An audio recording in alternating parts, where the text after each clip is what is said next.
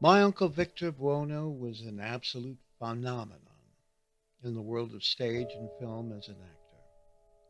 Never before or since has there been a more witting force of sheer presence when eyes fall upon his incredible stature.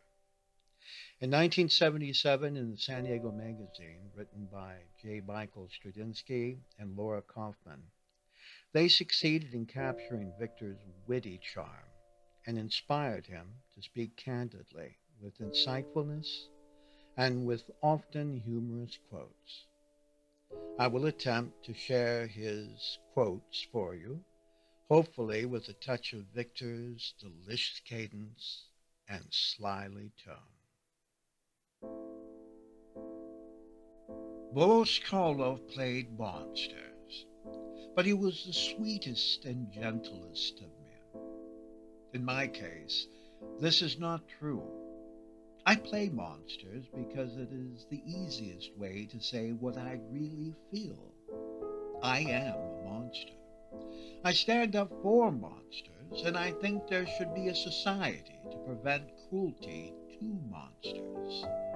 I think there is, and it's called the Democratic Party. I was one of those children who would always be dragged out to entertain.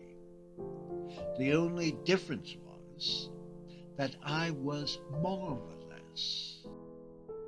She was very important to me.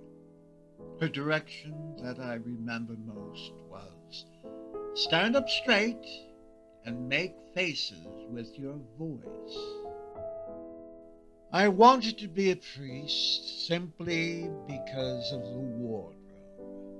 I didn't want to be just a priest, though. I wanted to be the first kid to come out with a red hat. I really thought that I was going to be a cardinal because they could get to wear those incredible robes. Grandmother gave me songs, and Father Ahern gave me poetry. Both Fathers Brown and Ahern helped mold me, and as a result, I have gotten pretty moldly. I got the news about it at Howard Johnson's in Pennsylvania. I don't think you'll see many reactions like that. I think they may still be talking about it. Still, I was not as dumbfounded as I should have been. I was so elated at having gotten the role of the first place that if they would have called and said I'd been elected Queen of England, I would have just said, fine, talk to my agent. I went up to Hollywood and sat there for 6 to 8 months. Everyone was discovering me every day. God, yes. But they just didn't know how to use me. I had talked myself into believing that I heard voices telling me in the night to go save France. But I'd read that play, so I said, uh-huh. Get another story, fella. Get out of my garden. I've always felt that Nero had the right idea. Whenever I go there, I go to the fountain and take out a coin. I must endow a library of Shakespeare first folios to atone for this. It's the only way I can solve my conscience. Nothing is below my acting ability. There's only one reason I would ever accept any role: greed, outweighing good judgment.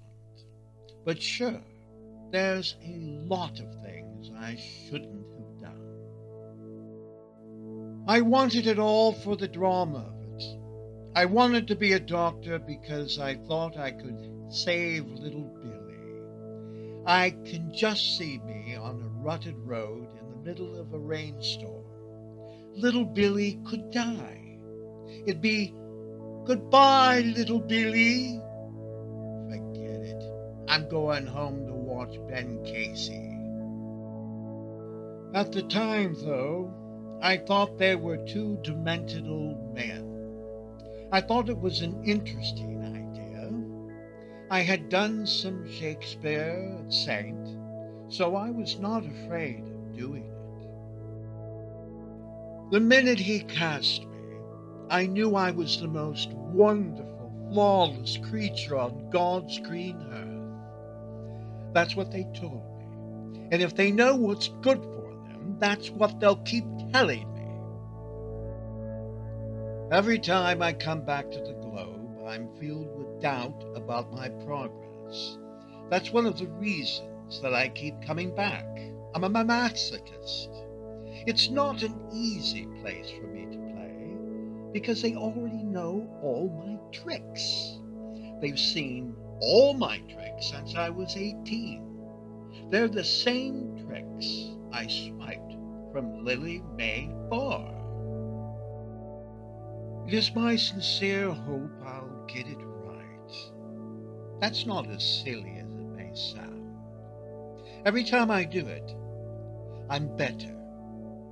The reason I go back to it is that it's the role I get the most fun out of. Besides, they pay me for it.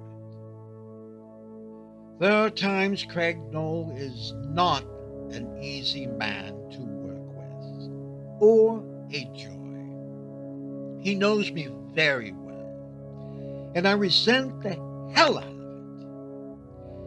He's also known what I could do from the age of 18 on, when he started directing me. So there are times he calls upon strengths that he seems to think I have, and I don't feel I have. Quite often, the simple matter is that he's wrong. People change. There's this one scene where Groucho Marx and I attack each other with cans of whipped cream. Well, they kept giving me the same old can of whipped cream 3 nights in a row, and it wouldn't squirt. I was standing there with an empty bottle of whipped cream, and Sandy would nail me, and I was getting mad. I was getting 9 years old. It wasn't a professional man standing up there. It was, my can doesn't work.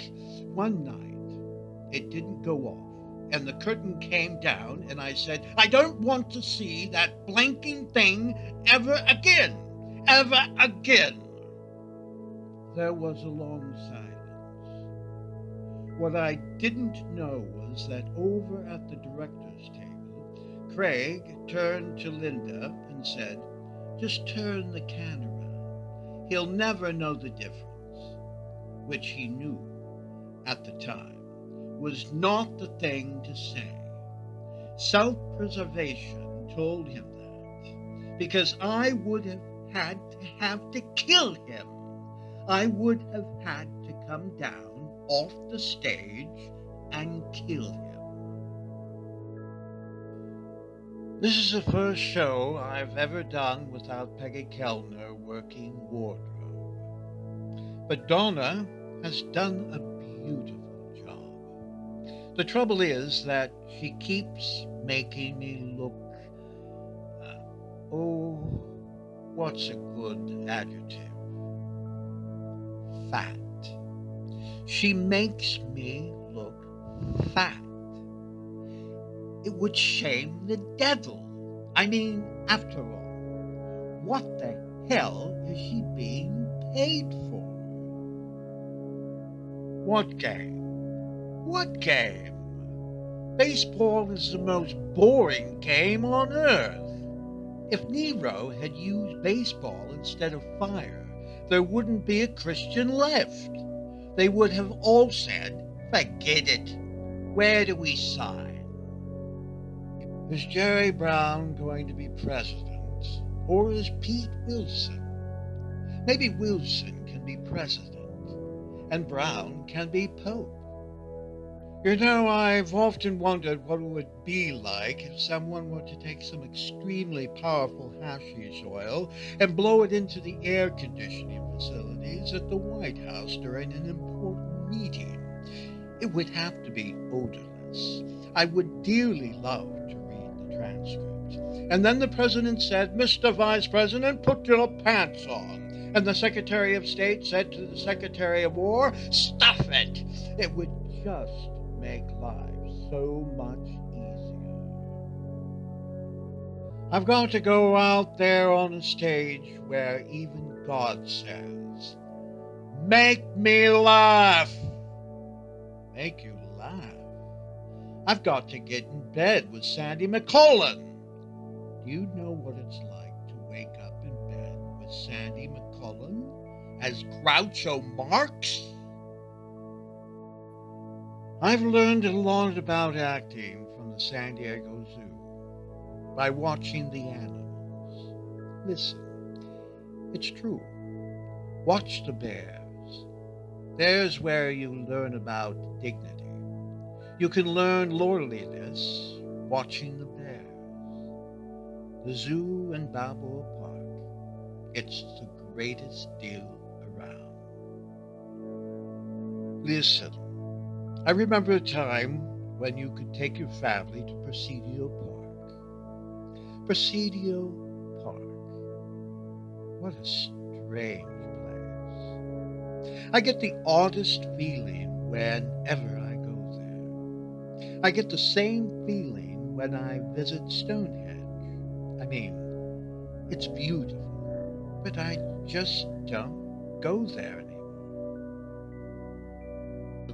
I would someday like to have enough money to buy everything advertised in San Diego Magazine. That's wealth, you know. I've gone back east to visit Father Ahern at Merrimack College, and we've done some two-man shows together. The Old Globe is very important to me. It gave me my start, and with any luck, it will provide me with my finish. I really don't know what the establishment is.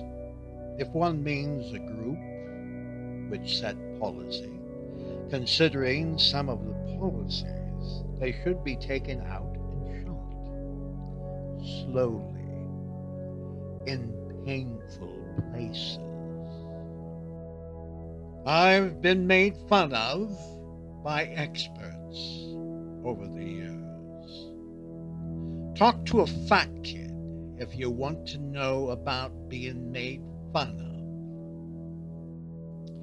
of. I don't know. I would rather not hurt anyone, either as an actor or a human being. I would rather not be hurt by anyone, although I suppose it is hard not to be harmed and open to harm and remain an effective actor. In order to be an effective actor, one must stay raw. You've got to stay pretty vulnerable. You can't develop an emotional callus, because if you do, you'll never be able to go on stage and cry. Those were the words of my grandmother. God rest her soul.